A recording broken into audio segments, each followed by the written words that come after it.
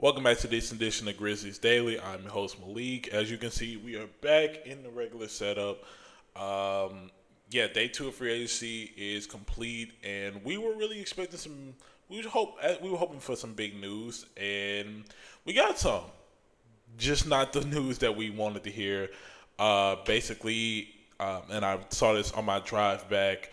Basically, it's been reported from the Grizzlies that Jaren Jackson Jr. suffered a turf toe injury that will require surgery.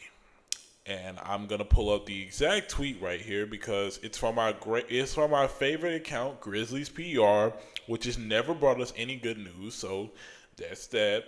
So it's coming right here from the team. While participating in a live basketball run off-site, Jackson Jr. sustained a turf toe injury in his right foot, which upon expert evaluation yesterday was determined to require a procedure to repair. An update and preliminary timeline will be provided following the procedure, but Jackson Jr. is expected to make a full recovery. So with that being said, from what I've heard from multiple sources, this injury could last anywhere from about 3 to 6 months actually. But from a doctor's perspective, I've heard definitely at least 3 months. So it's a rough spot for the Grizzlies because you just paid Jaren Jackson Jr. 5 years, $240 million, and you won't even have him for the start of the season. So you don't have him for the start of the season, and you also won't have Zach Edey for the start of the season, both with injuries. So that puts the team in a tough spot. And I'm going to explain exactly why that puts the team in a tough spot. But right now, all I can say is the Grizzlies they got to be cursed. Like, at this point, they have to be cursed. Every offseason, it's something. And I'm starting to notice it's always lower leg injuries.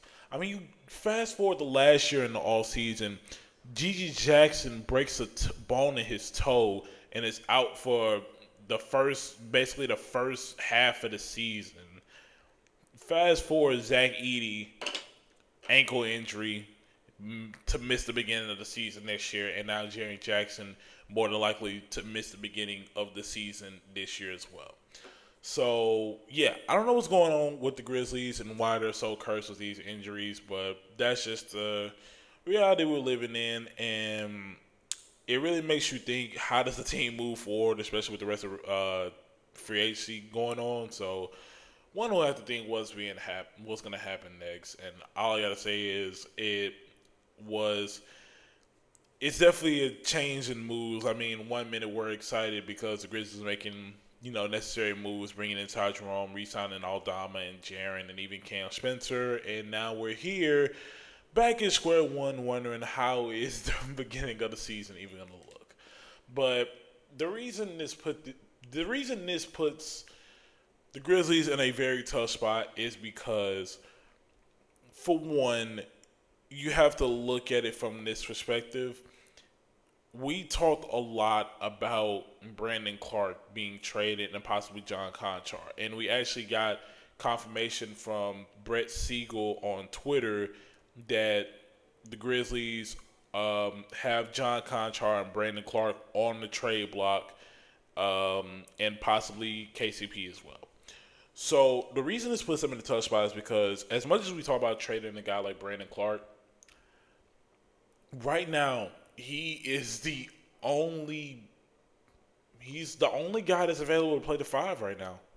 As crazy as it sounds, I mean, unless you count Jay Huff, if they actually give him minutes, Brandon Clark is the only guy right now. If the season was to start today, he's the only one playing the five.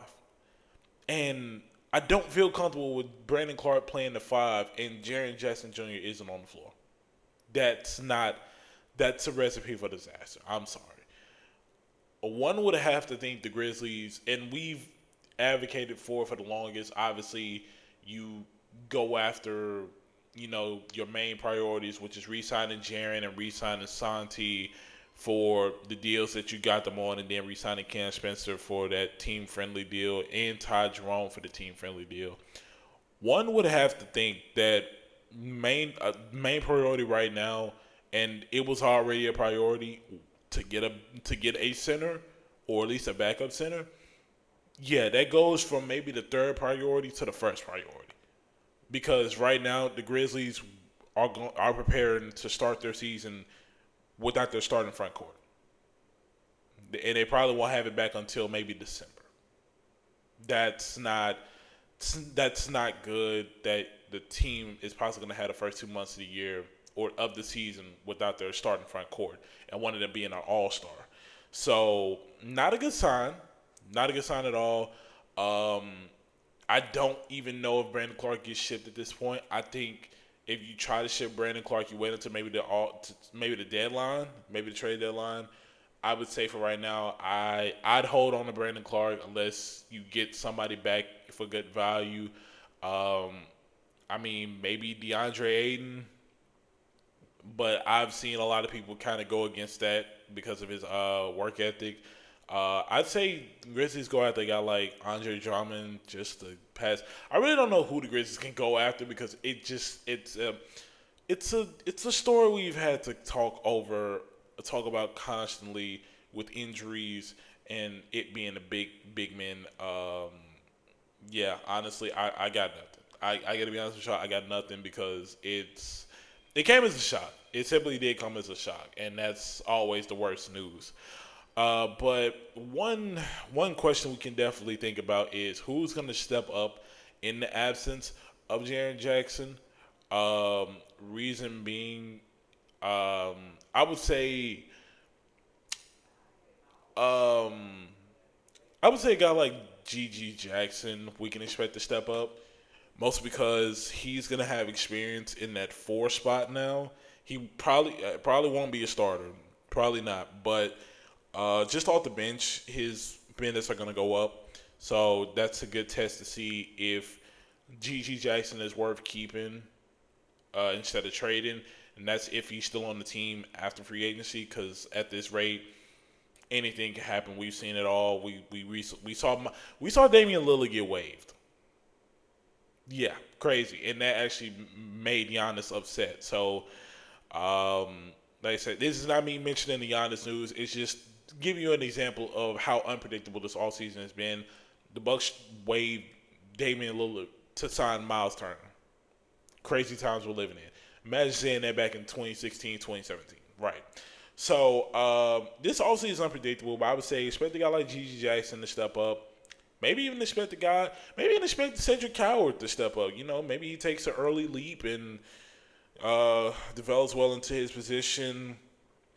Maybe Santi Aldama makes the most of his minutes. He's going to have extended time. So I would say really the Grizzlies can focus on getting a center, and maybe you deal with Aldama coming in at the four. I got to be honest, I personally do not like that, mostly because Santi Aldama still has flaws in his game, specifically on the defensive side, and I'm thinking of a world where Santi Aldama is guarding Anthony Davis or Giannis Antetokounmpo. No, I can't fathom that thought. So I would say just focus on getting a front court that can last a good amount of the season because basically we're gonna have to. This season's gonna go like previous seasons, and it's already off to a bad start. So we really just gotta hope the front office comes up with something because that's a big blow to compared to day one of free agency. That's a big blow. Yeah, I'm trying to come up with things for you guys, but I gotta be honest, nobody prepared for that.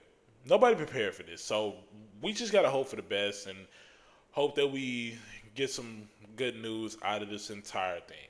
But I guess switching into good news, this is just something slight. This is a report by Jeff Goodman on Twitter. Tennessee State University head coach Brian Penny Collins has stepped down from his position immediately to accept the coaching position with the Memphis Grizzlies, joining Tuamas Isolo's staff. And fun story about Brian Collins, he actually used to be teammates with Isolo. So Yeah, pretty good signing right there for the front office. Like I said, we kind of expected it that that the Grizzlies would go more towards signing guys that Isla were familiar with. Um, Still a possibility that they could bring in a guy like Jared Dudley who has experience with the NBA and all types of things. But yeah, I'd like the addition. I like the addition of bringing in a guy like that to ease the low staff, somebody that's familiar with all levels of basketball, and yeah, he's gonna be a development coach. Like I said, they were former teammates, so they're very familiar with each other's style and what they can bring to the table for both parties. And then, not to mention, Collins built a winning culture at Tennessee State. In his 7 years there, they reached the tournament. They reached their conference tournament multiple times in the deeper part of it, and he's actually led them to more wins than losses in majority of his years. So I like the addition, and hopefully we see more like it. We're gonna hear more news about who's coming to East Low staff as the year comes down.